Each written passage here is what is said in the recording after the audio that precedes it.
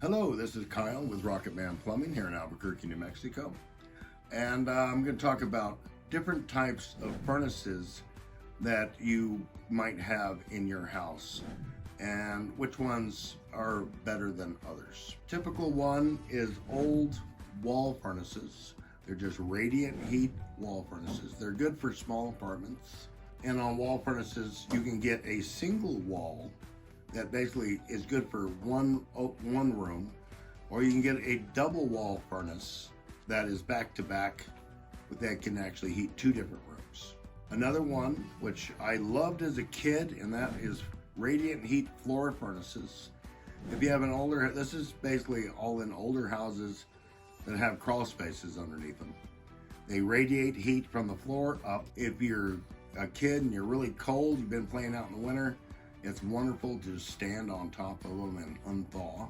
They're a very good, reliable heat source. They last a long time. I work on floor furnaces that are 60, 70, even 80 years old, and they're still percolating. Most typical for a normal size house would be a forced air furnace. And that is you have a thermostat, you turn it up, it kicks on and it blows heat through a duct system throughout your whole house. This is probably the most common types of furnaces that we have. That they can be in a closet, they can be underneath your house, and they've got a pretty good long life. They need to be maintained. They need to be serviced once a year. They have filters that need to be changed once a year, and they need to be checked for carbon monoxide. It doesn't matter what kind of furnace you have, you should definitely have a carbon monoxide detector alarm.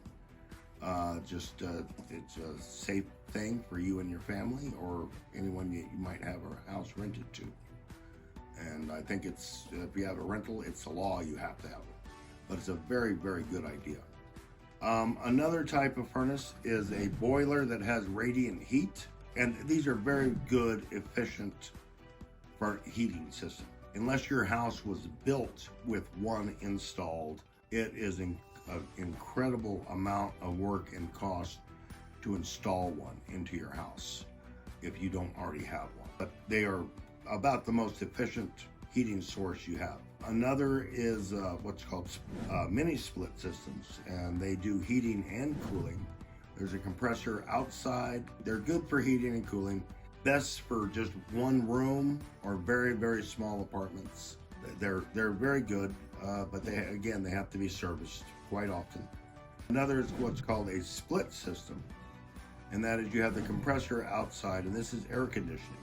Has a forced air furnace inside, and then has a coil above the furnace or below the furnace, depending if it's updraft or downdraft. It just, super cools the coil, blows air through it, and that's what cools your house.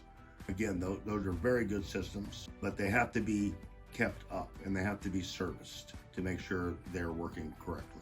And another system is what's called a package unit. And this is heating and cooling. Quite often they are on your roof, or they could be on the side of your house and duct into your house, into the existing ductwork. Like I say, they are air conditioning, and air conditioning cools your house better than if you have an old swamp cooler.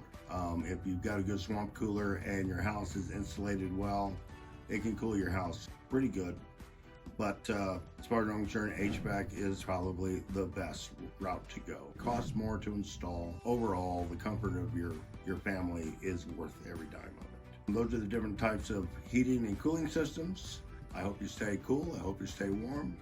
If you have any problems, give Rocketman Plumbing a call, and have a great day. Thank you.